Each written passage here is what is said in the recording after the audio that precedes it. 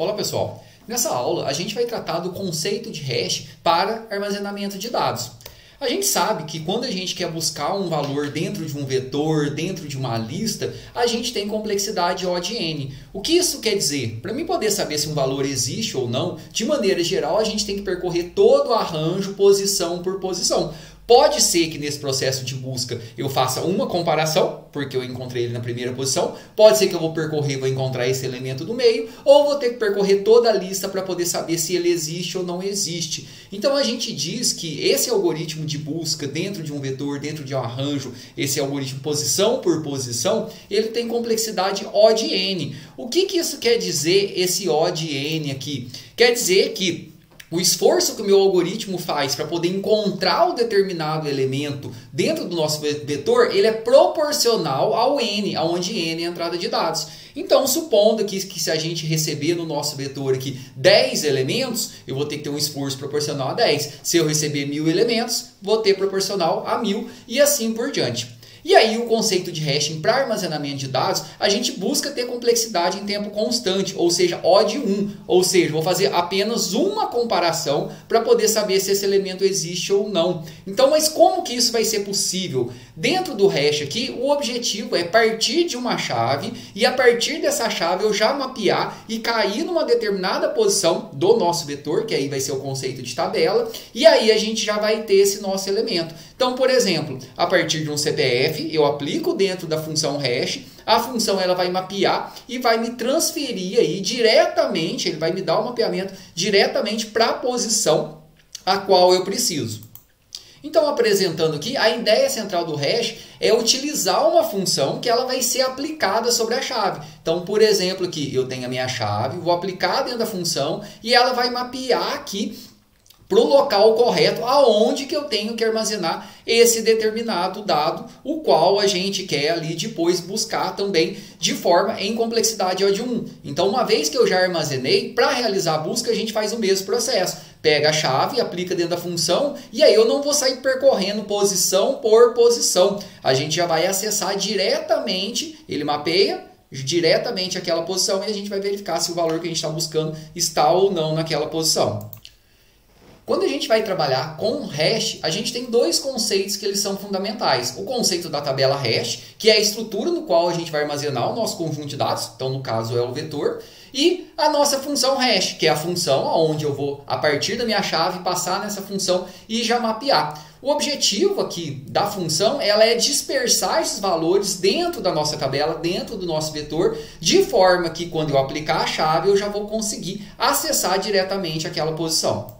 Ilustrando aqui uma função hash bem simples, aonde aqui dentro da nossa função a gente vai receber uma chave, por exemplo, o CPF, e a função hash ela vai ser o resto da divisão aqui da nossa chave pelo nosso n, que por exemplo, aqui o tamanho do nosso vetor aqui, da nossa tabela hash onde a gente vai armazenar os dados, por exemplo, aqui seria 30. Então, o que a gente faria? A partir de uma determinada chave, então, se eu colocar uma chave aqui que ela termina aqui com 055, ele tem que mapear essa determinada chave aqui para uma posição. Então, aqui a gente está recebendo um valor, esse valor aqui a gente está aplicando aqui dentro da nossa função hash, e a nossa função hash ela vai devolver para a gente aqui, por exemplo, o bucket, a posição onde a gente deve armazenar esse dado dentro da nossa tabela hash. No caso aqui seria a posição 25, então se eu armazenei esse dado aqui, que o CPF termina com 055 e é onde eu posso ter um objeto associado aqui, que sempre que a gente vai ter um conjunto de chave e valor,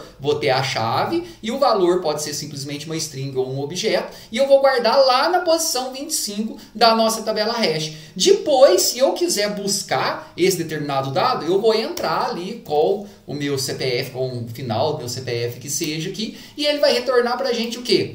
A posição do hash, da tabela hash, aonde que eu vou ter que buscar esse dado.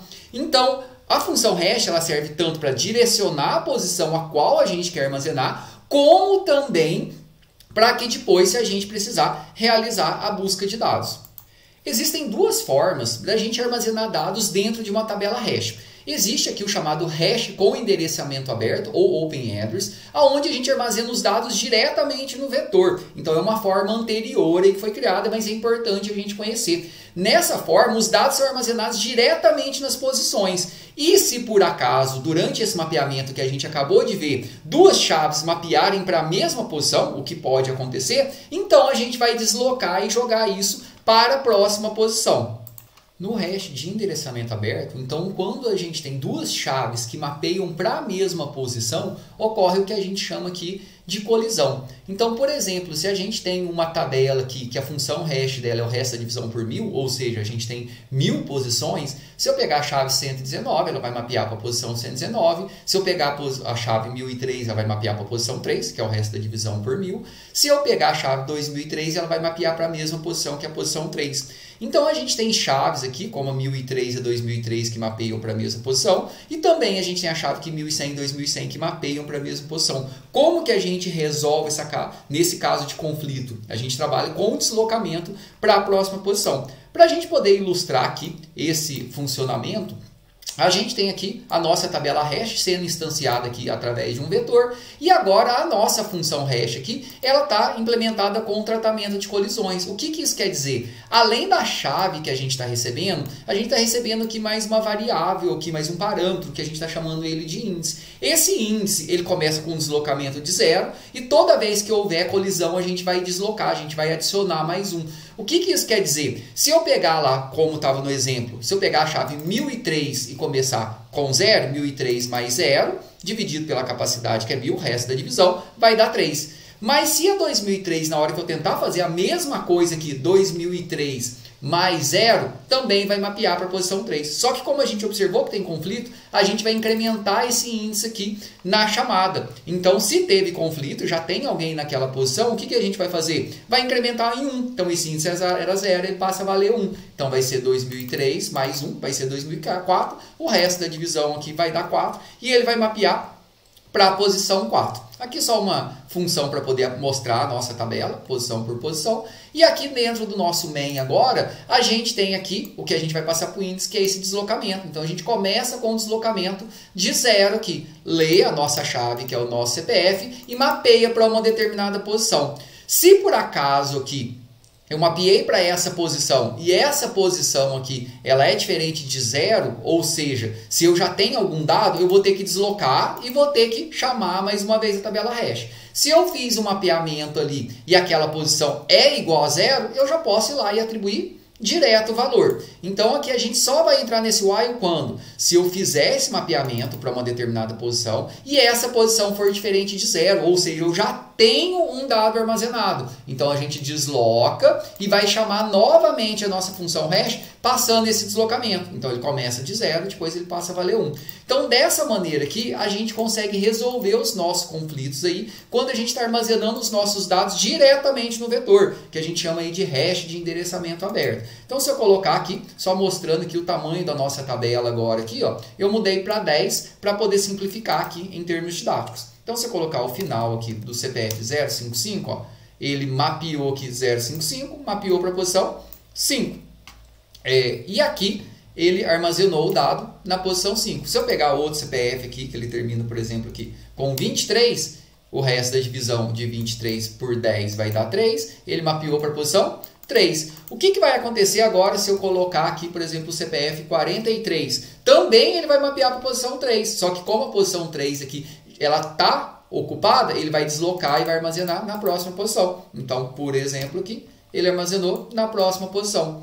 Então, dessa maneira, a gente resolve o conflito. E quando a gente vai buscar, a gente vai fazer o mesmo processo. Então, por exemplo, se eu quero buscar o 43, eu vou digitar aqui o valor 43 e ele vai mapear para a posição 3. Vai ver que a posição 3 ela já está ocupada, ou seja, eu tenho um dado, mas não é o dado que eu quero. Então, ele vai buscar na próxima posição e aí ele encontrou. Se, por exemplo, eu vou buscar o dado aqui, 65. 65 ele vai mapear para a posição 5. Ele vai procurar. 65 está na posição 5? Não. Ele vai procurar na próxima posição.